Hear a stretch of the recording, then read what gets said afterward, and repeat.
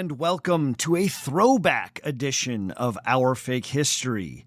My name's Sebastian Mayor, and right now I am on my short summer break, so I'm taking the opportunity to revisit some classic episodes of Our Fake History and see how they've held up. This week, I am throwing you back to Season 7 and episode number 145, Real Gryphons? ? Like many of you, I recently saw the new adaptation of The Odyssey. And yes, I dug it, but also I have many thoughts. If you're curious, there's a 2-hour extra episode available through Patreon where John Brooks, the podcaster and religion teacher, and I discuss The Odyssey at length. So if you're curious about that, go to patreon.com/ourfakehistory and start supporting at $3 or more. I bring this up because not only do I want you to check out that extra, but it also relates to what we're talking about today. If you're going to discuss the Odyssey, then you need to talk about the Cyclops. I was reminded of the theory that the myth of the Cyclops was potentially inspired by ancient encounters with elephant skulls that once littered the Aegean. Now, if you've never seen an elephant's skull before, it has this giant orifice right in the center that accommodates the animal's trunk. The thinking goes that this giant orifice was mistaken by ancient people as a giant eye socket, which then led to the belief that one-eyed giants once roamed the earth.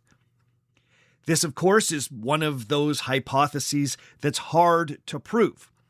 But this took me back to the work of the well-known folklorist and Stanford Professor Adrienne Mayor, whose work I've explored a few times on this podcast. Mayor has argued that there are many mythological and folklore traditions that were inspired by early encounters with the remains of prehistoric animals. In the episode you're about to hear, I break down Mayor's hypothesis that the stories about the mythical creatures known as Gryphons, with the bodies of lions and the heads of eagles, were inspired by gold-hunting Scythian nomads encountering the preserved remains of dinosaurs known as protoceratops in the desert regions of Central Asia. As you will hear in this episode, when I first encountered Adrienne Mayor's work, I was enamored with it. Mayor is a very entertaining and persuasive writer. She has a talent for making what could be impenetrable academic hypotheses into something very accessible. After reading her book, The First Fossil Hunters, I came away very enthusiastic about the Gryphon protoceratops hypothesis. But thankfully, I had the sense to note my own enthusiasm back when I originally made this episode. So, as you'll hear, at the end of the episode, I did my best to find criticisms of Mayor's work. At the time, I only found a few fairly mild critiques of the book that turned up in some of the academic reviews. Now, I had a sneaking suspicion that there may have been other critiques out there that I missed. So I tried to cover my butt by saying that this hypothesis was not 100% proven and that the curious should go out and do their own reading on the topic. Well, I have since learned that I did, in fact, miss some of the more robust critiques of the first fossil hunters. It turns out Adrienne Mayor's work is somewhat controversial among both archaeologists and paleontologists. Now, I don't want to give the impression that Dr. Mayor is some pseudo-intellectual crank, because she's not. She's a Stanford professor whose scholarly work is peer-reviewed. But, as I have learned, she takes big swings and doesn't always hit it out of the park. The clearest and most reasonable criticisms came from a paleontologist and paleo-artist named Dr. Mark Witten. Now, I will link to Dr. Witten's blog in the show notes so people can read his criticisms in full. But his main points were, first, that Adrienne Mayor overlooks just how ancient Gryphon lore actually is. She makes the case that Gryphon stories date back only to the 7th century BC, or BCE, whichever you prefer, and are overwhelmingly connected to the ancient Scythians. Witten points out that, quote, Gryphon iconography extends deep into human history, with one of their best early appearances dating to the 4th millennium BCE, Susa, an ancient city in what is now Iran.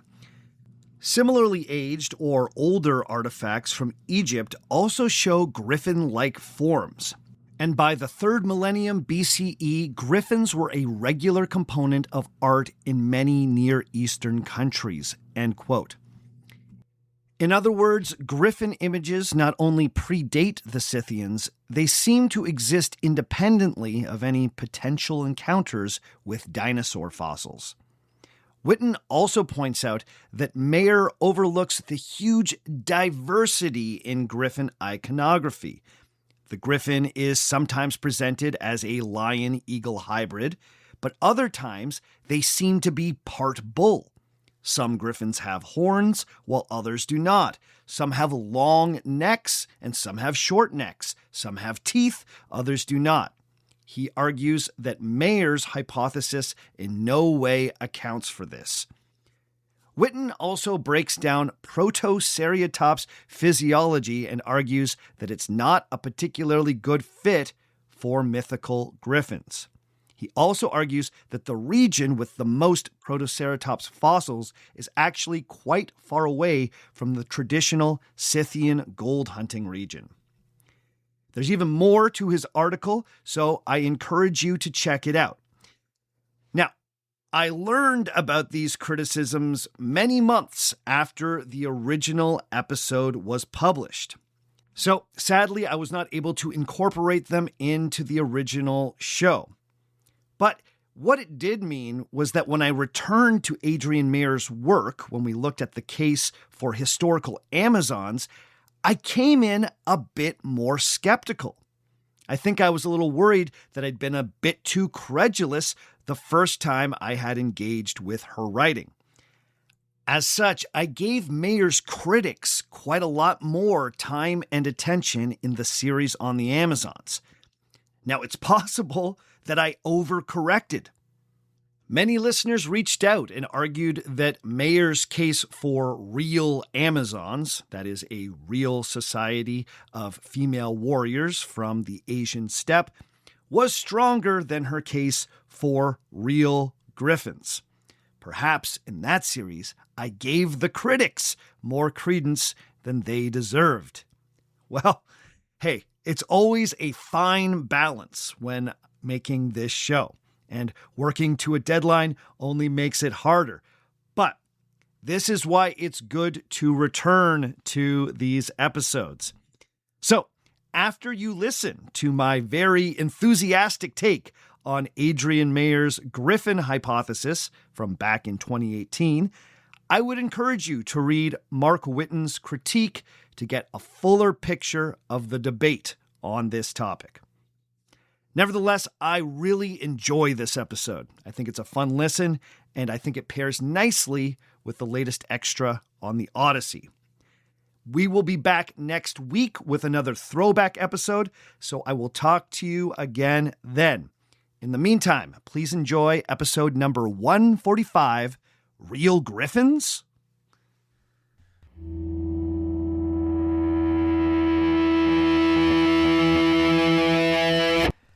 Friends, the time has come for us to speak of the giants. You know what I'm talking about. Huge, lumbering, gigantic humanoids. Top of the beanstalk, beyond the wall, through the wardrobe, into Narnia. Giants. Giants may be one of the most common mythological creatures found across the world.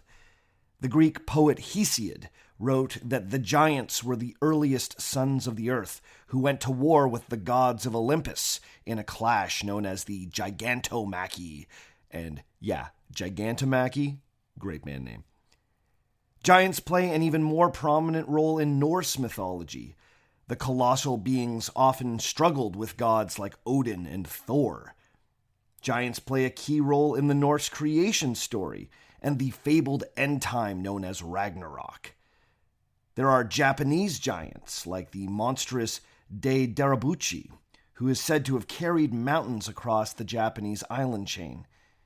In Hindu mythology, the main antagonist in the epic known as the Ramayana is a 10-headed giant king of Lanka named Ravana. The Old Testament makes a number of references to entire tribes of giants. The most famous biblical giant is, of course, the towering Goliath, who was slain by the diminutive King David. The indigenous Wendat people from my home province of Ontario had a story of a great giant named Kichikawana, who shaped the geography of Georgian Bay with his mighty hands and eventually laid down to die on an island still called Giant's Tomb. I'm always fascinated by archetypes like this that appear across cultures. But the question is, why? Why does this one particular creature appear again and again in stories told around the world? Well, there are a few possible answers to that question. One is that giants are so simple to imagine. After all, a giant is just a person, but, bigger. It's not so surprising that people from all around the world imagined big versions of themselves tramping around. No one culture has a monopoly on the concept of bigness, after all. Also, as children, we live in a world of giants, built by and for hands bigger than our own. This is a universal experience. There also might be a deeper psychological reason why giants exist in separate mythologies from around the world. Psychologists inspired by Carl Jung have pointed out that giants could be considered a psychological archetype. They represent something deep in our collective unconscious. Giants tend to represent a wilder, earthier, appetite-driven part of our humanity. They can represent the forces of chaos, excess, or barbarism. When ancient artists depicted Hesiod's Gigantomachy, they seem to have been well aware that they were expressing themes of order overcoming lawlessness. Jungians would say that the symbol of the giant is something that lurks deep inside of us. It appears in stories around the world because its symbolic meanings became ingrained in our minds early on in human evolution. There is, of course, one other explanation. Giants appear in stories from all around the world because they were totally real. Why were the Wendat, the Japanese, and the ancient Hebrews all telling tales of giants walking among them? Because surely giants were quite literally walking among them. There are some out there that believe that giants are more than just the stuff of legend. I mean, in a world where people have devoted their lives to hunting for Sasquatch or scouring the depths of Loch Ness for a plesiosaur-like creature, it should come as no surprise that there is a community of true believers out there who insist that gigantic humanoids at one time coexisted with us on Earth. In recent years, the belief in giants has also been wrapped up in a popular internet conspiracy theory. The claim is that the remains of giant humanoids have actually been found all over the world, but a conspiracy, led primarily by America's Smithsonian Institute, has been confiscating, destroying, and then denying the existence of these giant skeletons. Why would the Smithsonian want to hide the existence of giants from the world? Well, the belief is that these unscrupulous paleontologists fear that if the world knew about these giant remains, belief in the theories of natural selection and human evolution would crumble. Giants simply do not fit within the evolutionary paradigm, and this conspiracy of evil government scientists is hell-bent on protecting their beloved theory of evolution. If people knew about the giants, they would be forced to reckon with the fact that the Bible was right all along about the origins of human beings.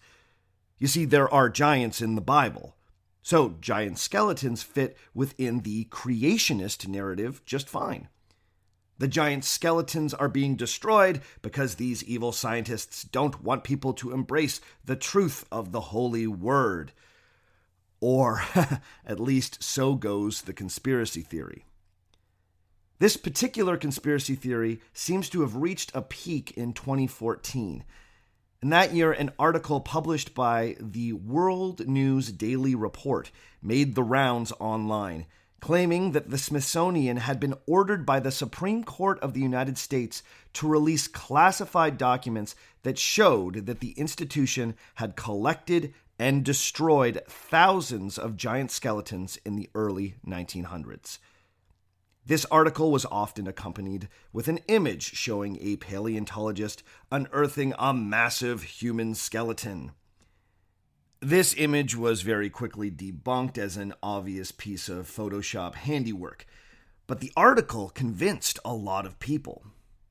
Now, all you need to do is check through the cases heard by the Supreme Court in 2014, or any other year for that matter, and it very quickly becomes evident that no such case was ever brought before the court. Also, it should be noted that the fine print at the bottom of every World News Daily Report article reads, quote, World News Daily Report is a news and political satire web publication which may or may not use real names, often in semi-real or a mostly fictitious way. All news articles contained within worldnewsdailyreport.com are fiction and presumably fake news. Any resemblance to the truth is purely coincidental. End quote. So, no, the Smithsonian has not been ordered by the Supreme Court to admit a giant skeleton cover-up. In fact, pretty much every claim about the discovery of giant humanoid remains is just as easily debunked.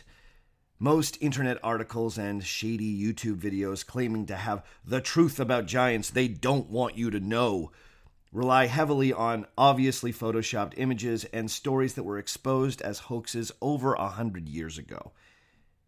Now, it's interesting to me that the belief in giants has become so associated with a very specific type of religious belief. A sincere belief in monsters or other mythical creatures doesn't always align with more literal readings of Christian scripture. But the more I looked into this, the more I realized that giant hunting has been a bit of a hobby horse for the religiously minded since the mid-1800s. There was a bit of a craze that swept through America in the 19th century, not long after the publication of Darwin's Origin of Species. All over the country, people seemed to be finding the remains of long-dead giants and then started charging admission for people to see them with their own eyes. The most famous of these was the so-called Cardiff giant, a 10-foot petrified man found in Cardiff, New York.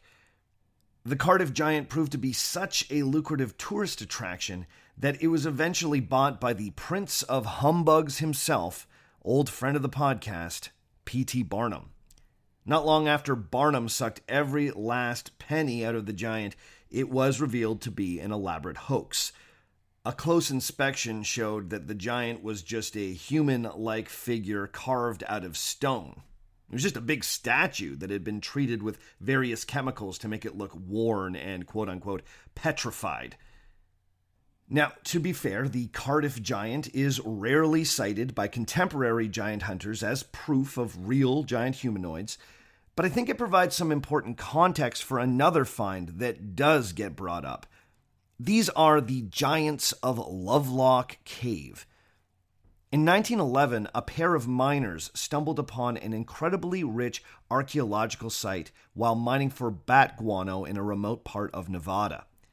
They came across an incredible stash of well-preserved indigenous artifacts, and most stunningly, a number of mummified corpses with shockingly red hair. Soon, a rumor began to spread that the mummies that were found in the cave were massive in stature, well over 10 feet tall. This also seemed to align with an oral tradition from the indigenous Paiute people. They believed that a tribe of red-haired giants once lived in the area and battled with their ancestors. But not long after the discovery of the giant mummies, they went missing, never to be seen again.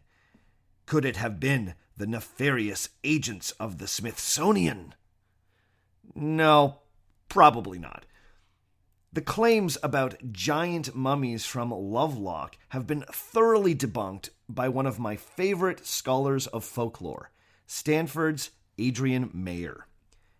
Mayor has pointed out that the earliest descriptions of the mummies made by one of the original miners, James Hart, in a report from 1911, said that what he saw was, quote, a striking-looking body of a man 6 feet 6 inches tall, end quote.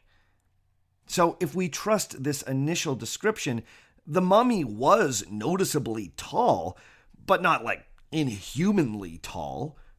Mayor then points out that this initial description of a tall mummy was exaggerated into a tale of a giant by local entrepreneurs who were setting up their own Barnum-like roadside attraction. They wanted their own Cardiff giant. The Paiute giant legend just made their story all the better. As for what happened to the mummies, most of them seem to have been destroyed during the excavation process. But according to a book on the caves written by a pair of Berkeley researchers in the 1920s, the best preserved mummy was taken by a local fraternal order, either Masons or Elks, who boiled it down to its skeleton and used it as a prop in their initiation rites. Now, to be fair, that's a pretty wild story, but, that's what we get from our most reliable source on this. But what I find even more interesting about all of this is how Adrienne Mayor goes a step further and evaluates the potential origin of the Paiute legend of a tribe of giants. The Paiute were clearly aware of this cave and its amazing contents, and a legend soon grew up to explain it. But she also points out that north of the Lovelock Caves, there is a region rich with fossil remains of North America's long-extinct megafauna. The Paiute would have also encountered the bones of giant woolly mammoths and enormous cave bears. Mayor hypothesizes that if the Paiute came across some of these bones, especially a large femur, they may have simply assumed that they were the bones of giants. Perhaps the Paiute giant stories were actually an early form of paleontology. People were encountering fossils and were doing their best to reconstruct them. For an oral culture like the Paiute, it's not out of the question that they used their mythic language to try and understand what they were looking at. You see, Adrienne Mayor has spent a huge part of her career and more than one book arguing that ancient stories about giants, monsters, and other massive creatures often seem to align geographically with sites known to be rich with fossils. According to Mayor, paleontology didn't appear without precedent as a new science in the 19th century. On the contrary, she has demonstrated that ancient people were practicing a form of paleontology for centuries. However, they were simply viewing their discoveries through a mythic lens. In some cases, existing myths about giants or dragons were used to explain remarkably huge bones. In other cases, the fossils themselves may have inspired the legends. When ancient people encountered the fossil remains of a creature they could not explain, this may have given birth to an all-new story. And this is the thread I really want to pull at today. Adrienne Mayor believes that there's a deep connection between early attempts at paleontology and the introduction of various mythical creatures into stories and art. This theory is perhaps best exemplified by the unique case of the legendary beast known as the Gryphon. Has this Stanford professor convincingly explained the origin of this lion-eagle hybrid creature? Let's find out today on Our Fake History.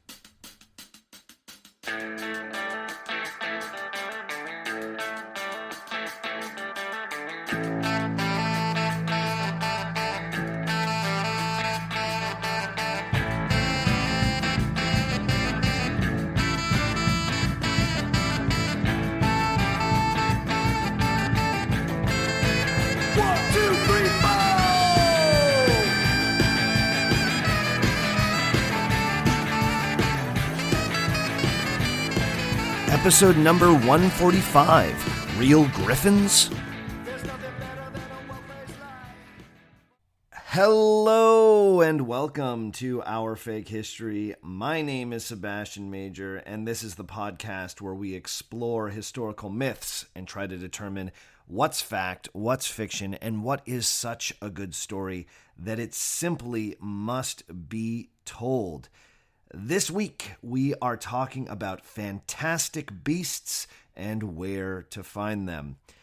But before we get into that, I just want to remind everyone that if you want to hear this show ad-free, then go to patreon.com/ourfakehistory and start supporting the show at $5 every month. I know there's a lot of you out there that like the show but don't necessarily love the ads. Well, there is a way to get around them, and that is through Patreon. So check it out if you think that's something that you're interested in. Today, we are diving into an obscure but endlessly fascinating little corner of academia, sometimes called folk science. Now, I know that term might raise some eyebrows, as folk science kind of sounds a bit like fake science. Like it's the kind of science you pick up on the street or in your cousin's garage or from a shady YouTube video or, from an unscrupulous podcast you thought you could trust.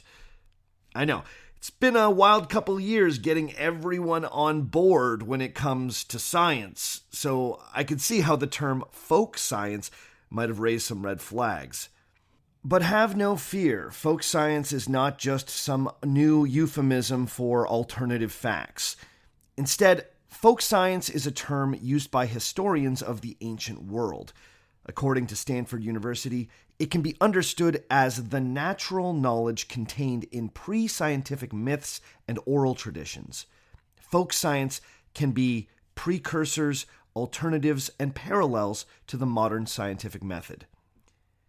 The idea behind the study of folk science is that even though some ancient and non-literate societies did not have a modern scientific methodology, that doesn't mean that they weren't making observations about the natural world and coming to conclusions about how it functioned.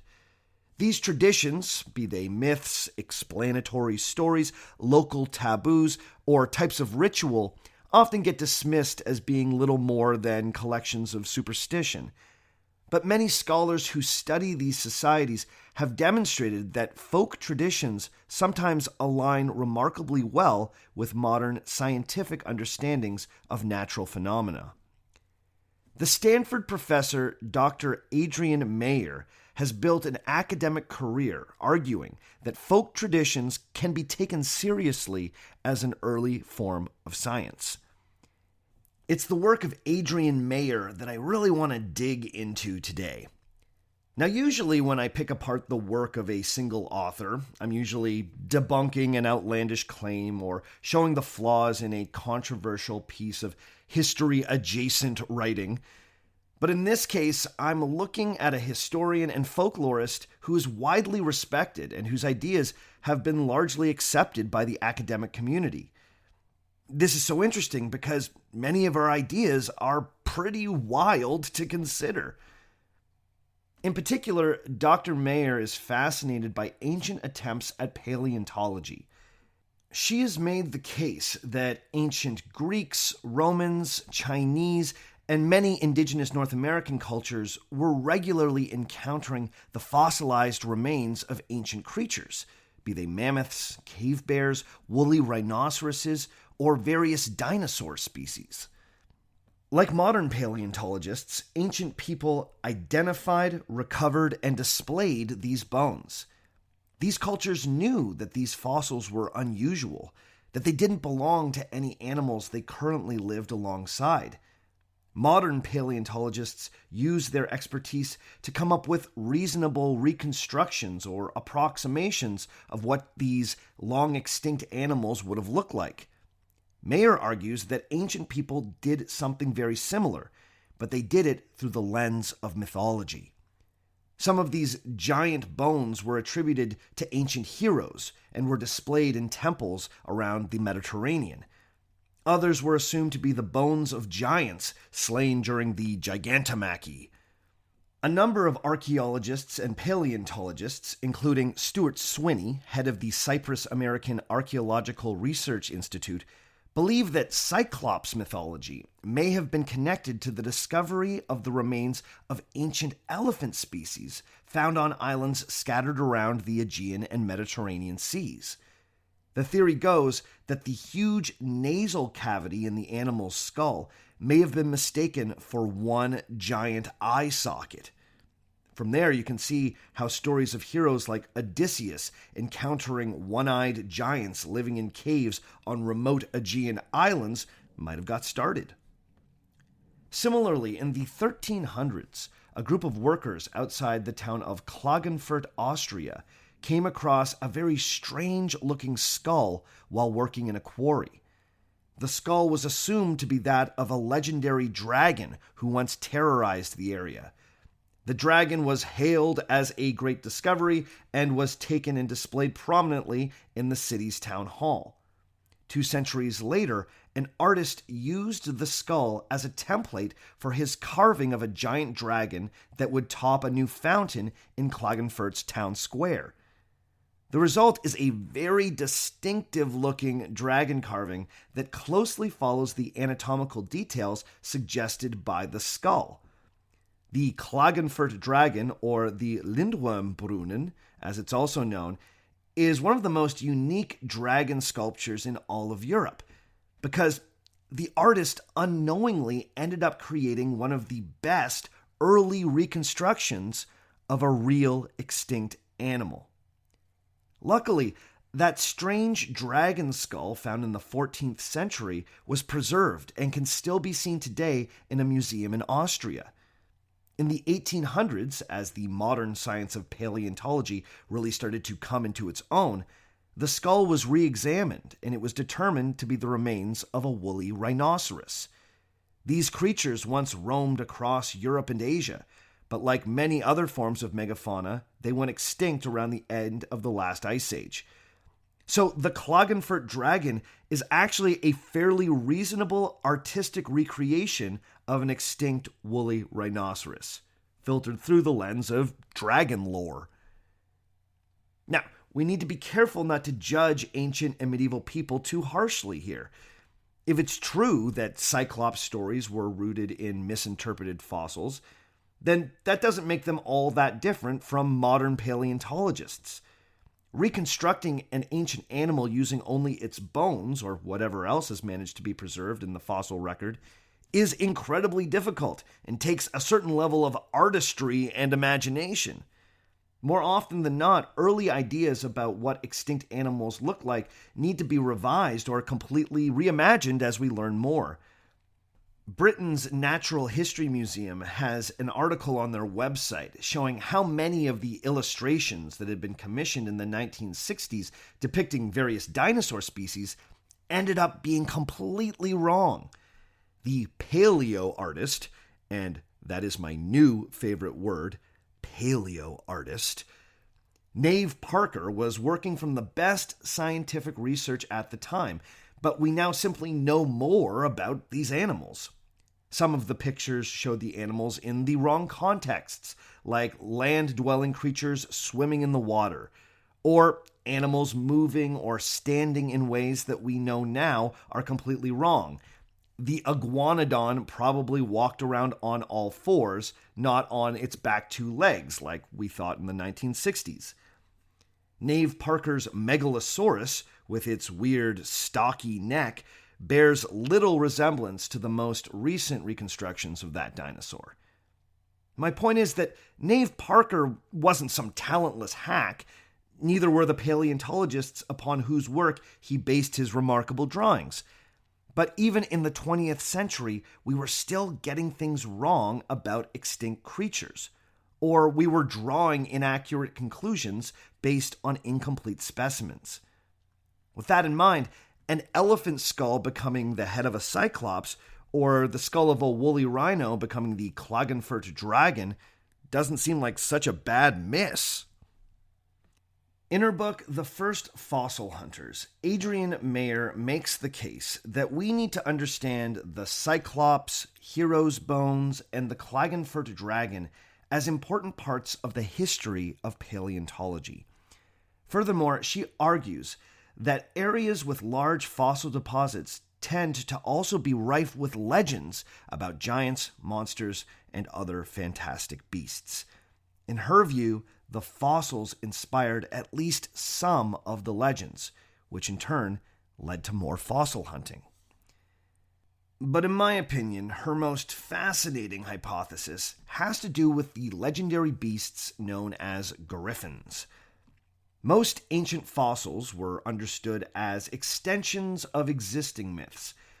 A giant mammoth femur would be venerated by the leg of the hero Orestes by the ancient Greeks. Or a huge set of bones emerging from an eroding cliff would be understood as the body of Achilles. These strange discoveries are given meaning through well-known mythology. It can be harder to show how a fossil discovery may have given birth to an all-new legend. However, in the case of the Gryphon, Adrienne Mayor believes that encounters with fossils were the first step in the evolution of the creature's mythology. In fact, she goes so far as to argue that all of the ancient descriptions of griffins, all the stories featuring griffins, and all the griffin art were early attempts to reconstruct what was believed to be a real animal. Is the griffin, a beast with the head and wings of an eagle and the body of a lion, just an attempt at a paleontological reconstruction? Were those ancient artists who adorned wine bowls, mosaics, and the hilts of daggers with griffins actually some of the first paleo artists? Let's take a look at the case made by Adrienne Mayor and see if there's anything to this.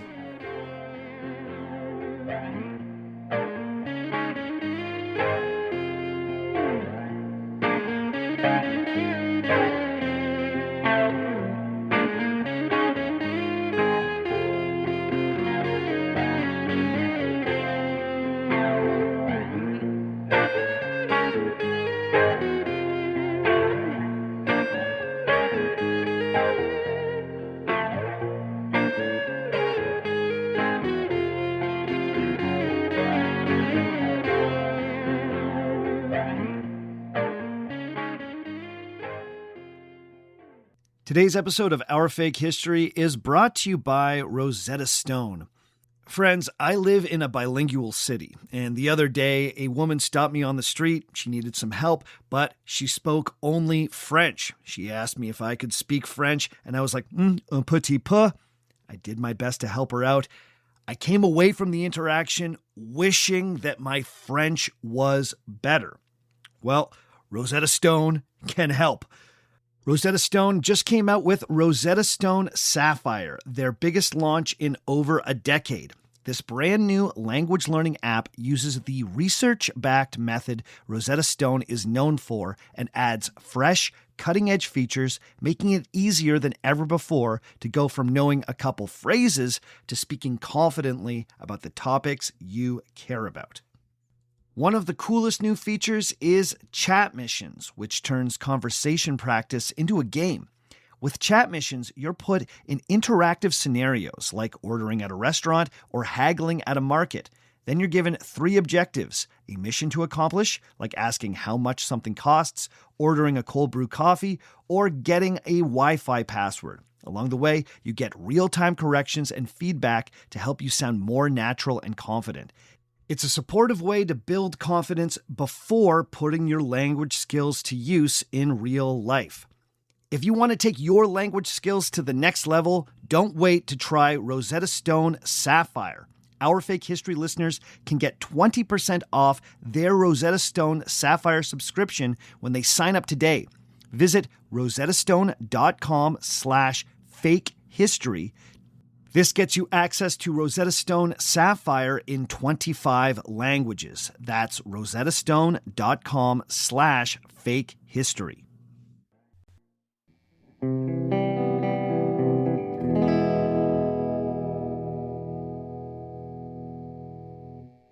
The first chapter in Adrienne Mayor's The First Fossil Hunters is entirely devoted to gryphons. For those of you not familiar with your incredible beasts, a gryphon is a hybrid animal. In art, it's depicted with the body of a lion and the head and beak of an eagle. Often the gryphon is also depicted with a large pair of eagle wings, but not always. Sometimes the wings are little more than small webbed appendages. Other times they are not shown at all. But the lion's body and the eagle's head are always a key part. One thing that Adrienne Mayor establishes early on in her chapter is that the ancient Greeks and Romans, from whom we get all the writing about gryphons, didn't treat this animal like a mythical creature in their writing or art. Now, here's what I mean by this. It was certainly understood to be an exotic and foreign creature, but the gryphon wasn't presented as a monster relegated to the long-gone age of heroes. Most hybrid animals, like Pegasus, the winged horse, or the chimera, the goat, lion, snake beast, were associated with well-known myths. Both of those creatures feature prominently in the story of the hero Bellerophon, who rides the mighty Pegasus in his quest to slay the vile chimera. Both of these creatures were understood to have supernatural origins. Pegasus was the offspring of the god Poseidon, and in some traditions, the Gorgon Medusa. The chimera was the child of chaos monsters, Typhon and Echidna. Ancient Mediterranean people understood that many of the marvelous creatures described in their myths existed outside of nature. They were the progeny of gods and other supernatural beings. Now, what's interesting is that gryphons were written about completely differently. There is no story in the Greek mythological canon that features a gryphon. Instead, gryphons turn up in the works of travel writers, geographers, and historians. In these works, they aren't treated like monsters created by gods, but instead like regular animals. As far as the ancient Greeks and Romans were concerned, gryphons were exotic, but real, kind of like giraffes. To demonstrate this, Mayor uses the writings of the Greek travel writer Aristeas and our old buddy, father of history and father of lies, Herodotus. She then shows how the tradition of what she calls gryphonology, awesome, gets picked up and elaborated on by Roman writers like Pausanias, Pliny, and Aelian. Now, the first thing that Mayor establishes is that in all of the writing about gryphons, the authors are careful to situate them geographically. You couldn't encounter a gryphon just anywhere. They had a very specific homeland. Gryphons could only be found in the arid desert and steppe regions of Central Asia, where they allegedly guarded large stashes of gold. The Greeks were first introduced to gryphons through their contact with the nomadic Central Asian steppe people known as the Scythians. Now, the Scythians are a fascinating group of people. Like the Turks and the Mongols that would come centuries later, the Scythian lifestyle was deeply connected to the horse. They were master riders who essentially lived their lives on horseback, ranging over massive swaths of territory, as far west as Ukraine and as far east as the borders of Mongolia and China. The country of Kazakhstan in Central Asia would have been the heart of the Scythian homeland. Now, the Scythians were an oral culture, so much of what we know about their traditions and mythology comes from the literate cultures that they happened to come in contact with, primarily the ancient Persians and Greeks. But although the Scythians had no written language, they did have a very sophisticated and quite beautiful artistic culture. The earliest known images of Gryphons come from Scythian artifacts. Now, the Scythians were superb metalworkers, so much of their art that has survived are these elaborately sculpted metal ornaments, the most spectacular of these being made from gold. These are combs, necklaces, pins, and other ornaments that are usually adorned with stylized images of birds, deer, horses, but also, significantly, Gryphons. This is sometimes referred to as Scythian animal-style art. Now, these gold artifacts attest to the fact that the Scythians were gold hunters. They scoured the desert regions of the east for the precious metal and then worked it into beautiful jewelry and other desirable trade goods. For the Scythians, the Gryphon was a key part of their art and iconography long before the Greeks took an interest in the beast. Then, sometime around the 7th century BC, the Scythians and Greeks started to have more frequent contact, particularly around the Black Sea region. There, traders from both cultures would meet and, well, trade.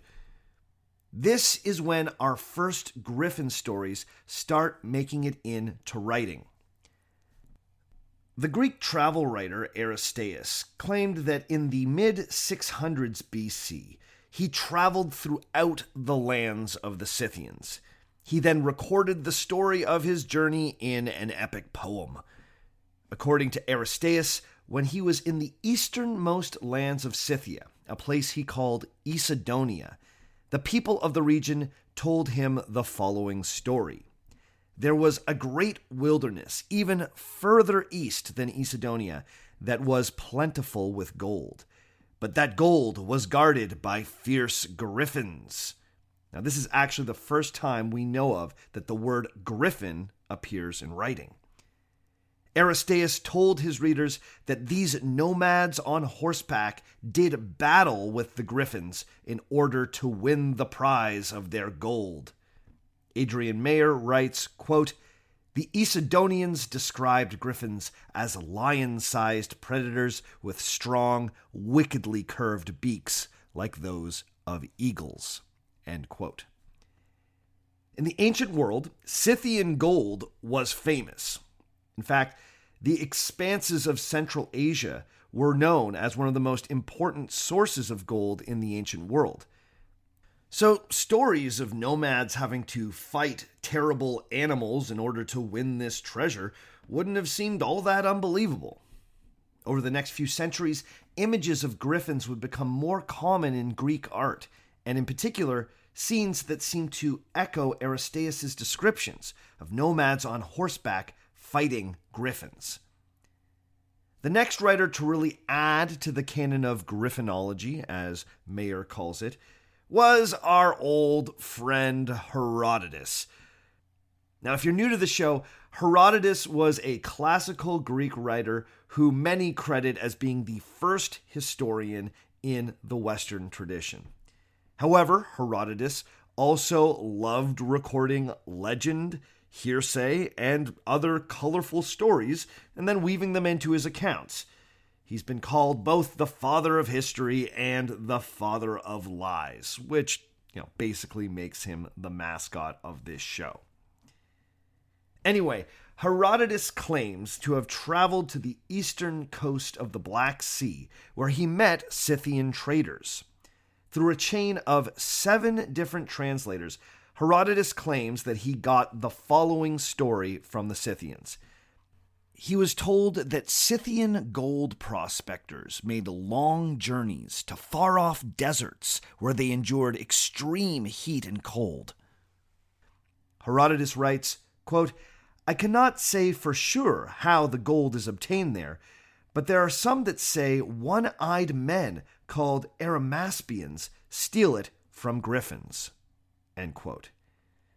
Adrienne Mayor makes the point that while Herodotus scoffs at the idea of one-eyed men hunting for gold, I mean, how ridiculous, he's in no way troubled by the existence of Gryphons, which to him seem completely reasonable.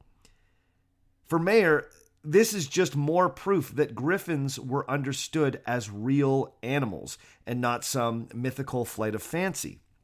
On top of that, Mayer's pointed out that linguistic studies done on this particular passage of Herodotus have shown traces of syntax and vocabulary from various ancient Central Asian languages, including those spoken by Scythian groups.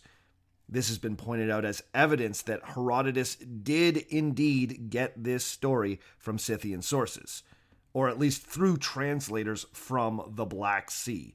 So, hey, Herodotus, you may have been telling the truth this time. And actually, turns out, dude was telling the truth a lot of the time, except when he wasn't. Still, this passage seems to be authentic. Flash forward a few centuries to the height of the Roman Empire. In 77 AD, the Roman Pliny the Elder published the first 10 books of his encyclopedic natural history. This work attempted to collect and categorize all human knowledge about the natural world. The ambition of the project was staggering, and so, of course, he includes an entry on Gryphons. Pliny cites Aristeas, Herodotus, and a handful of other more obscure writers, and Pliny confirms that Gryphons with the bodies of lions and, quote, terrible hooked beaks, end quote, reside in the deserts of the Far East where they guard gold. Pliny writes, quote, Arimaspians are always fighting for gold with Gryphons, winged animals whose appearance is well known. The Gryphons toss up gold when they make their burrows. End quote. So once again, Pliny is referencing those one-eyed men, the Arimaspians. Now, according to Mayor, this passage is significant because Pliny is the first author to make reference to griffin nests. These nests would become an important feature of griffin art. In Greek and Roman art, griffins are often shown guarding a nest or protecting a baby griffin. As such, they became totems of parental care and defense of the home. The final author that Mayor points out is the last real contributor to ancient griffonology is the Roman teacher and rhetorician Aelian. Around 200 AD, Aelian wrote this about griffins. Quote, I hear that the griffin has 4 legs like a lion, with talons as strong as can be. Its claws are very like a lion's. It is winged, and the plumage on the back is reputed to be black, with a red chest and white wings. Its eyes are fiery. It makes its nests in the mountains, and although it is impossible to take a full-grown griffin, people sometimes capture the chicks. The Bactrians say that griffins guard the gold of those parts, which they dig up and weave into their nests. However, the Indians sensibly deny that the creatures intentionally guard the gold. The truth is that whenever the prospectors approach, the griffins take fright for their young, and so give battle to the intruders. End quote. So in Aelian's account here, once again you see the writer treating the griffin like a real animal, and even separating out what he sees as ridiculous exaggerations. Aelian thinks it's a bit silly to say that griffins guard gold, because wild animals clearly don't act that way.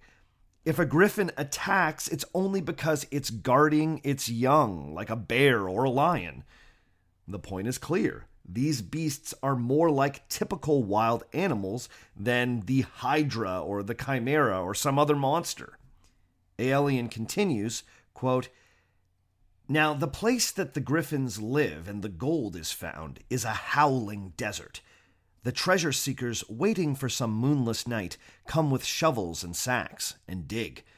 If the Gryphons do not notice them, the men reap a double reward, for their lives are preserved and they bring home their cargo of gold, rich profit for the dangers they face." End quote. This passage is notable because it gives us one of the most detailed descriptions of gold hunting in the region. It's interesting that the prospectors don't necessarily fight Gryphons as much as avoid them or deke them out. Adrienne Mayor makes the point that from Aristeas to Aeolian, there's a time span of nearly 1,000 years. And yet, the descriptions of Gryphons and their homeland remain remarkably consistent. This is not a beast that could swoop down on you at any moment, or one that you could potentially bump into in any old mountain pass. This was an animal that acted like a wild animal. And like all wild animals, it came from a very specific ecosystem. This was a creature of the deserts and the arid steppes of Central Asia. But of course, we know now that Gryphons don't really exist. So then where do these stories come from? They don't fit in with the regular canon of Mediterranean mythology. Writers discussed these beasts like they were real. So how do we explain them? Well, this is where Adrienne Mayor drops her big idea. And that is that Gryphons are a paleontological legend. She believes that the stories of Gryphons came not from encounters with living animals, but instead from encounters with fossils. In fact, Mayor goes so far as to suggest that the Scythian Gryphon art may be the earliest known attempt made by humans to reconstruct an extinct animal. What's her evidence? Well, let's take a quick break, and when we come back, we'll see how Mayor connects the final dots.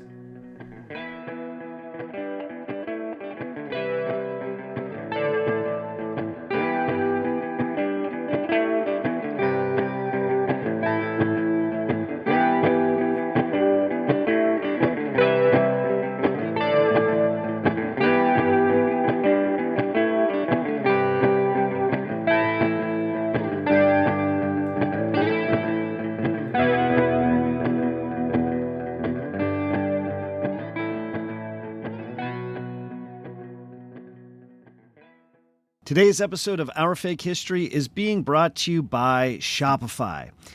I tell people all the time that I started a small business by accident. When I started this podcast, I didn't know if anyone was going to listen. I did not know if it was ever going to make any money. Honestly, I did not expect it to make any money. And then, a few years in, it became my job. All of a sudden, I had to learn how to be a small business owner. And I'll tell you, if I had been using Shopify from the very beginning, it would have been a whole lot easier. Shopify gives you tools and templates to get you a stunning website up and running where you can sell whatever you might be selling. These tools allow anyone to open a beautiful storefront that reflects their business while also being user-friendly to all potential customers. Shopify checkout means more customers actually buy, and returning ones can do it in a single click. Because their information is saved in one place and can transition across any Shopify storefront, customers are more likely to complete that sale, and you're more likely to hear. All you need is the idea, and Shopify handles the rest. If you're serious about hearing your first, start your free trial at shopify.com/fake today. You heard that right. Start your free trial today at shopify.com/fake. That's shopify.com/fake.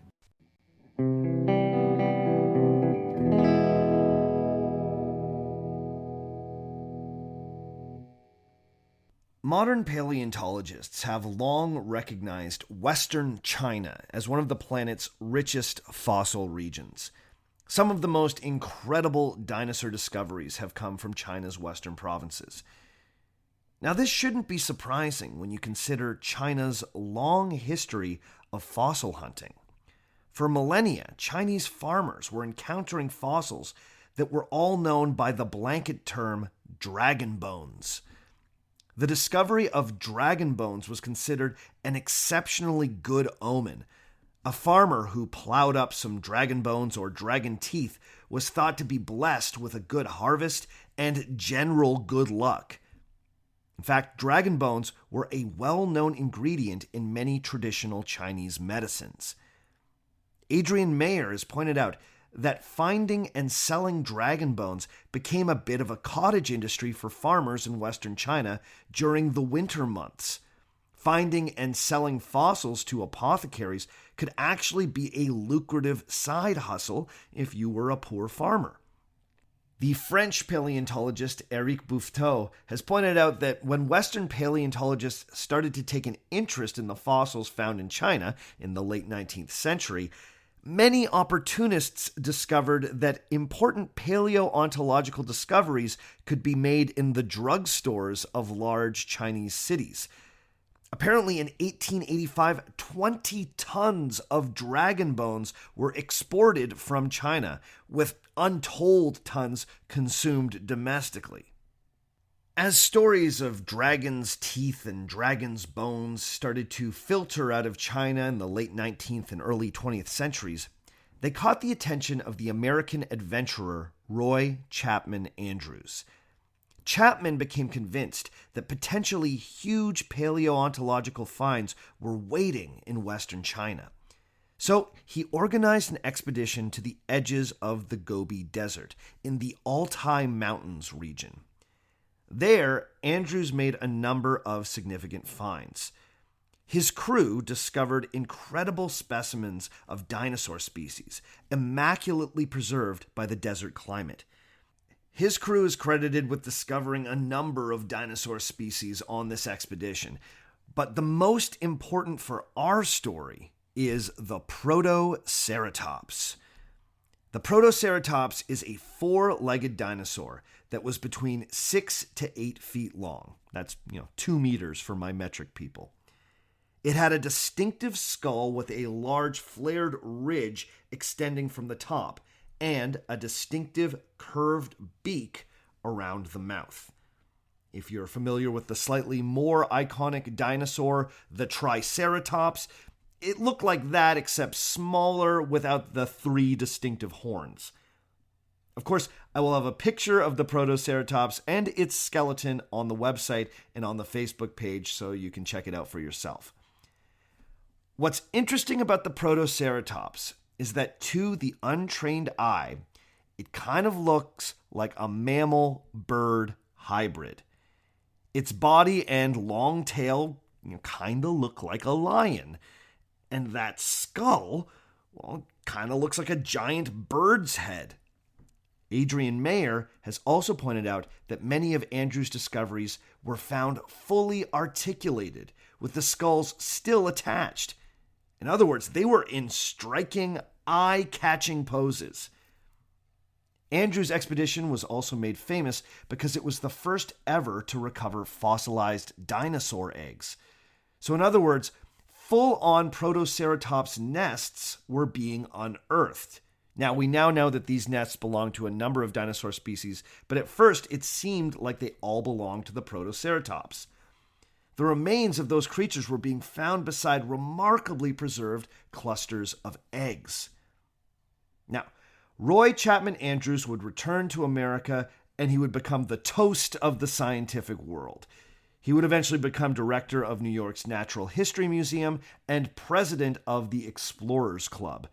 The Boy Scouts of America even made him an honorary scout for, quote, achievements in outdoor activity, exploration, and worthwhile adventure that are of such exceptional character as to capture the imagination of boys, end quote. But from the Chinese perspective, Andrews is a bit of a villain. He's been accused of exploiting the political chaos in China at that time in order to make use of her natural heritage. Many Chinese believe that those discoveries should have remained in China instead of being shipped en masse to the United States.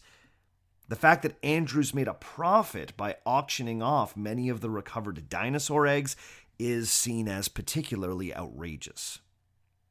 After Andrews, the Chinese government severely limited paleontological expeditions for decades.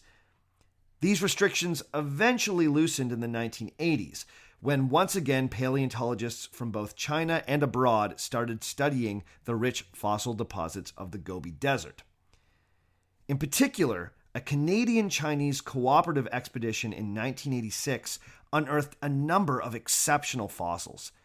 Adrienne Mayor has pointed out that this expedition was in the heart of what would have been considered ancient Ecidonia, the old gold hunting grounds of the Scythians.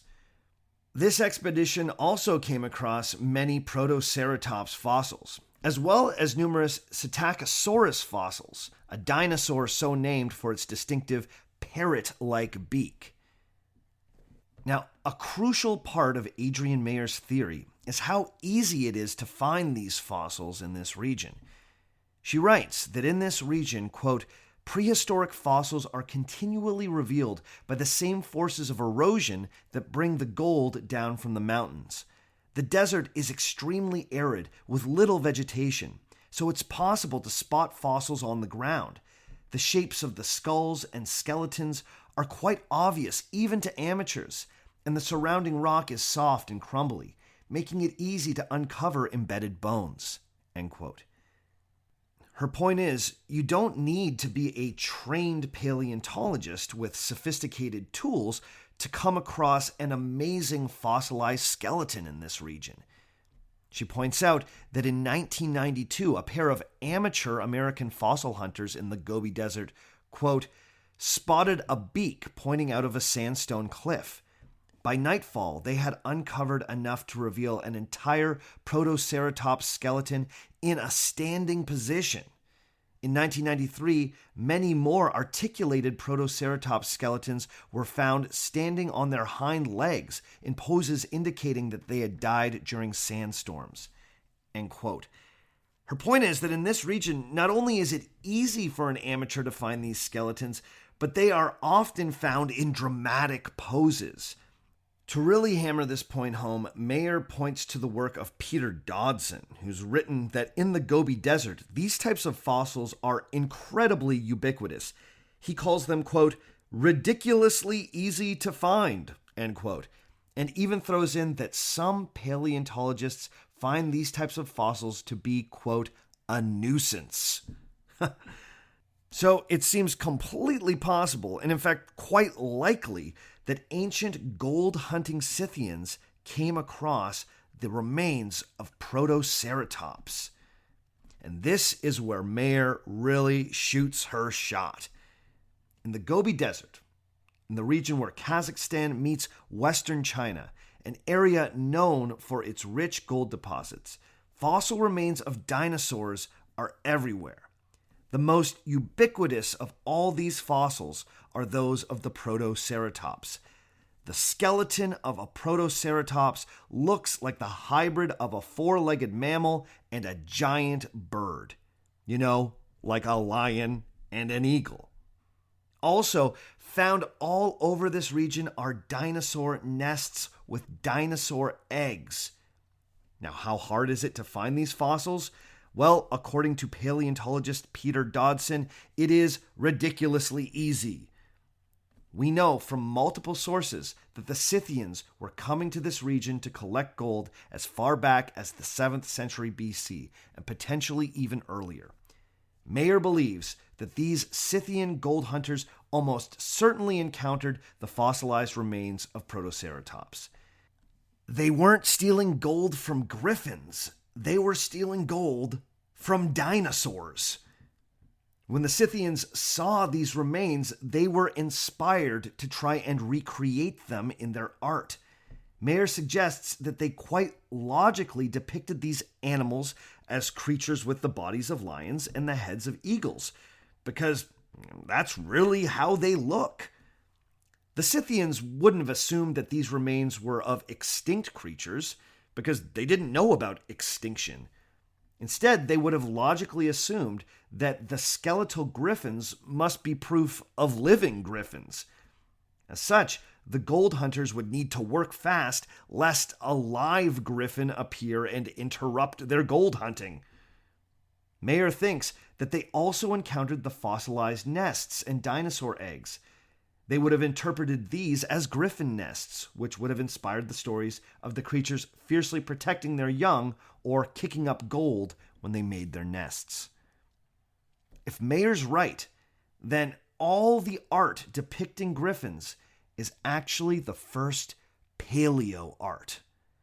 All those wild griffin stories from Aelian, Pliny, and Herodotus were essentially correct, except the authors didn't realize that the creatures being described were long extinct. Guys, I love this theory. I love the idea that gryphons were actually dinosaurs. Can you tell? Can you tell that I love it? But I'm sure many of you are asking, are there any criticisms of this? Has this theory just been accepted? Well, the answer seems to be mostly yes. I have looked high and low for criticisms of Adrienne Mayor's work, and I did find some, but it's all pretty gentle. Reviewer Sherry Fox says that Mayor's, quote, conclusions are interesting, if not always convincing, end quote. And she points out that Mayor could have included more citations, especially when it comes to her primary sources in the book. The harshest criticism I came across was from Dr. Diana Burton in the Journal of American Folklore. Dr. Burton made the point that, quote, the book is significantly flawed by Mayor's failure to take into account the differences in date and genre between her texts. Mayor's sources range over thousands of years. The evidence, which seems strong and obvious when gathered together, is in fact disparate and scattered. End quote. I concede that this is a pretty good point. Mayor presents all of her Gryphon sources as part of a grand tradition of Gryphonology. But, this is a genre of her own construction. Each of those texts was written in starkly different historical and cultural contexts, and Mayor just kind of skates by that. But even after making this point, Diane Burton still admits, quote, in spite of the reservations above, I still found Mayor's conclusions interesting and frequently persuasive. This is a stimulating book that I hope will provoke the interdisciplinary debate the author seeks. End quote. So, while there have been some reasonable critiques of Mayor's ideas, her hypothesis has been widely accepted. I personally didn't think that dinosaur bones could get any cooler. But the thought of gold-hunting nomads seeing a protoceratops skeleton emerge from an eroding dune, oh man, I just love that image. The idea that those nomads would be inspired by that experience and reflect it in their art, that's just way too cool. Now, you are free to draw your own conclusions on this one, and I encourage you to dive deeper into the paleontological debates. But Adrienne Mayor has convinced me. Gryphons are the first paleo-art. Now, if you'll excuse me, I need to go tell my toddler that monsters are totally real. Okay, that's all for this week. Join us again in 2 weeks' time when we will explore another historical myth. Before we go this week, I need to give a shout out to the following people. Big ups to Jonathan Hall, to Britton Jandry, to Sin R. Johnson, to Delano L. Moreland, to E. Johnson 7973, to Dylan Wade, to Janet Beckett, to David Me, and to Morgan McClelland. All of you folks have decided to pledge at $5 or more every month on Patreon, so you know what that means. You're beautiful human beings. Thank you so much for your support. Thanks to everyone supporting at every level on Patreon. Thanks to people who are writing nice reviews of the show. Thank you to everyone that's just going out there and spreading the good word about Our Fake History. It means a lot. There's a bunch of sales on right now at our TeePublic store. Go to ourfakehistory.com and follow the links to the merch store. That's the easiest way to get there. And while you're at ourfakehistory.com, browse around a little bit. Check out the archives. Look at all the cool art that is created by our artist, Frank Fiorentino. And honestly, the art that he made for this week's show, I think, is one of the top 10 images for Our Fake History. If you ever want to get in touch with me, you can always send me an email at ourfakehistory@gmail.com. You can reach out on Facebook. That's facebook.com/ourfakehistory. You can hit me up on Twitter at ourfakehistory. You can find me on Instagram at ourfakehistory. I do my best to get back to everyone that sends me a message. I'll be honest, I'm way behind on those Facebook messages. I just can't keep up with the Facebook messages. So, email is actually the best way to get me these days. As always, the theme music for the show comes to us from Dirty Church. Check out Dirty Church at dirtychurch.bandcamp.com. All the other music you heard on the show today was written and recorded by me. My name is Sebastian Major, and remember, just because it didn't happen doesn't mean it isn't real.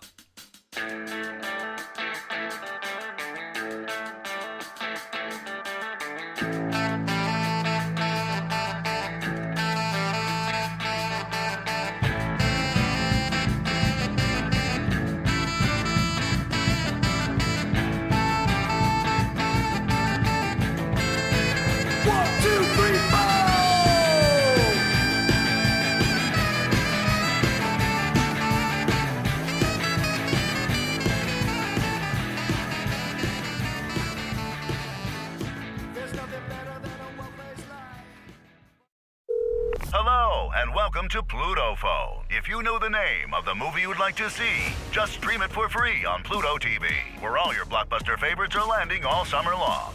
Catch Anchorman, The Legend of Ron Burgundy. Fantastic. The Matrix Trilogy. Welcome to the real world. Mean Girls. Shut up. Titanic. I'm the king of the world. And so much more. For showtimes, press nothing. They're free 24/7. That is so fetch. On Pluto TV. Stream now. Pay never.